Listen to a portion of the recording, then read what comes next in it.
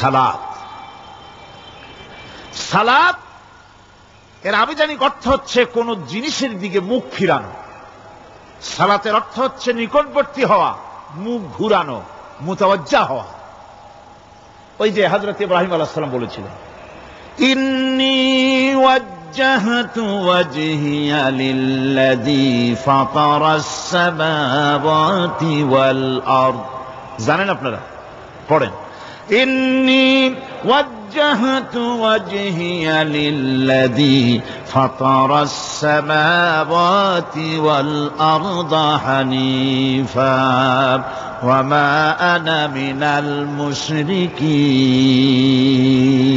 নিশ্চয় আমার মুখ ঘুরায় দিলাম। কার দিকে? যিনি আকাশ এবং জমিনের স্রষ্টা, সব কিছুর মালিক যিনি, তার দিকে আমি মুতাওয়াজ্জা হলাম। নামাজের অর্থই হচ্ছে মুতাওয়াজ্জা হওয়া, মুখ ঘুরিয়ে দেওয়া, চেহারা ঘুরিয়ে দেওয়া। আর নামাজের আরেক অর্থ হচ্ছে নিকটবর্তী থেকে আরো নিকটবর্তী হওয়া। আল্লাহ রাব্বুল আলামিন বলেন, নিকটবর্তী হতে হলে ওয়াসজুদ ওয়াকতারিব, সেজদা দাও আর সেজদার মাধ্যমে আমার নিকটবর্তী হয়ে যাও। সেজদা দিলেই আল্লাহর নিকটবর্তী হওয়া যায়। কোন সুবহানাল্লাহ। সাহাবী, আল্লাহর নবীর সাহাবী প্রশ্ন করেছেন, নবীজি, বান্দা কখন আল্লাহর নিকটবর্তী হয়ে যায়? নবীজি বলেছেন, বান্দা যখন সেজদা দেয় তখন আল্লাহর বান্দার মাঝে কোনো হিজাব থাকে না, একদম আল্লাহ পাকের নিকটবর্তী হয়ে যায় বান্দা যখন সেজদায় পড়ে যায়। সুতরাং নামাজ হচ্ছে নিকটবর্তী হওয়া, সালাত এটা হচ্ছে নিকটবর্তী হওয়া। নামাজ ফরজ হওয়ার কারণ হচ্ছে এই যে মানুষ আল্লাহর বান্দা বা গোলাম হিসেবে সৃষ্টি হয়েছে, তাই একমুখী হয়ে রবের বন্দিগি করা এটা হচ্ছে তার স্বাভাবিক একটা প্রকৃতি। আল্লাহ রাব্বুল আলামিন এই প্রকৃতির দাবি মিটাবার জন্যই নামাজের ব্যবস্থা করেছেন। মানুষের ফিতরত, মানুষের নেচার, মানুষের ফিতরত হচ্ছে এই যে কারো না কারো কাছে মাথা নত করা, হাত জোড় করা, মাথা নত করা, সার্বভৌমত্বের মালিক কাউকে মনে করা।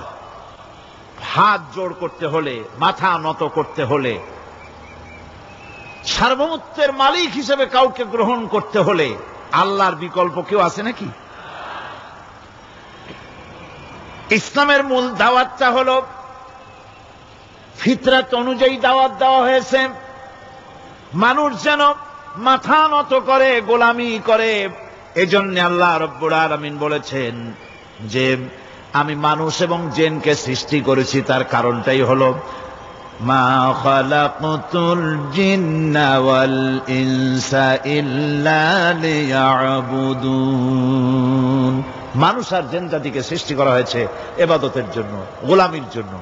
ইবাদত আর গোলামি এটাই করতে হবে। গোলামি করতে হবে, দাসত্ব করতে হবে।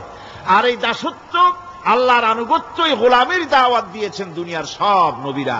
কোন নবী বলেন নাই যে আমার গোলামি করো। কেউ বলেছেন? বলেন জোরে, কেউ বলেছেন? আল্লাহ পাক বলেন, ওয়ালাকাদ বা'আসনা ফি কুল্লি উম্মাতির রাসূলা আন ইবুদুল্লাহা ওয়াজতানিবুত তাগুত। প্রত্যেক জাতির জন্য আমি রাসূল প্রেরণ করেছি। তারা মানুষকে দাওয়াত দিয়েছেন এই কথা বলে যে এক আল্লাহর গোলামি করো, তিনি ছাড়া কোনো ইলাহ নাই, আইনদাতা নাই, বিধানদাতা নাই। তার গোলামি, তার সামনে মাথা নত করে দাও। নামাজ হচ্ছে তাওহীদের অবশ্যম্ভাবী এক বহির্প্রকাশ। তাওহীদের জন্য তাওহীদবাদী মানুষ যারা, তাদেরকে নামাজ আদায় করতেই হবে। আকীদা বিশ্বাসের দিক থেকে তাওহীদ যদি হয় পুরা দ্বীনের মূল উৎস, তাহলে আমলের দিক থেকে নামাজ হচ্ছে পুরা দ্বীনের মূল ভিত্তি। নামাজ হচ্ছে আমলের মূল ভিত্তি। এর বাস্তবায়ন ছাড়া দ্বীন পূর্ণ হয় না। নামাজ মুমিনের কেবলমাত্র একটি উত্তম আমলই নয়, বরং নামাজ হচ্ছে ইমানের মূল ভিত্তি। যার কাছে নামাজ নাই তার কাছে কিছুই নাই। রাসূল করিম সাল্লাল্লাহু আলাইহি ওয়াসাল্লাম বলেছেন যে নামাজ যে ব্যক্তি পড়ে না, আল্লাহ পাকের সাথে তার কোনো সম্পর্ক বাকি থাকে না। সুতরাং এই নামাজটা হচ্ছে এই যে একমাত্র একাগ্র চিত্তে আদবের সাথে আল্লাহর সামনে রুজু হয়ে যাওয়া। কোরআনে কারীম বলছি, মুনিবিনা ইলাইহি ওয়াত্তাকুহু ওয়া আকিমুস সালাতা ওয়া লা তাকুনু মিনাল মুশরিকিন। তোমরা আল্লাহর দিকে রুজু হয়ে যাও এবং তাকে ভয় করে অন্যায় কাজ থেকে বিরত থাকো, আর নামাজ কায়েম করো, মুশরিকদের অন্তর্ভুক্ত হয়ে যেও না। নামাজ কায়েম করা, নামাজের আদেশ কোরআনে কারীমের মধ্যে আল্লাহ পাক বহু জায়গায় করেছেন। ঈমানের পর নামাজই হচ্ছে সবচেয়ে বড় জরুরি। একজন মানুষ ঈমান আনলো, যেমন কালকে একজন ঈমান এনেছে, ঈমান আনার সাথে সাথে তার প্রথম কাজ কি বলুন? বলেন প্রথম কাজ কি? ফজরের নামাজের আগে একজন ইসলাম কবুল করলেন, তার প্রথম দায়িত্ব নামাজকে আদায় করে দেওয়া, ফজরের নামাজ পড়াম।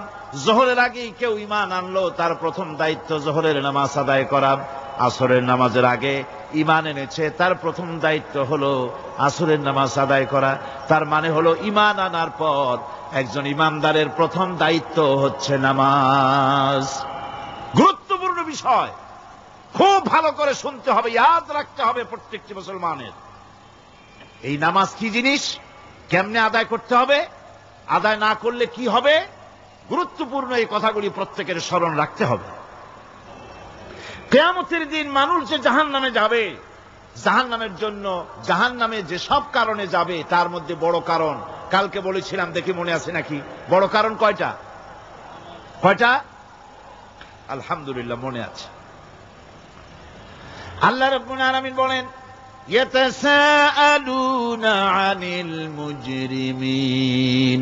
কিয়ামতের দিন অপরাধীদেরকে জিজ্ঞেস করা হবে, মা সালাকাকুম ফি সাকার, জাহান্নামে কেন আসছো?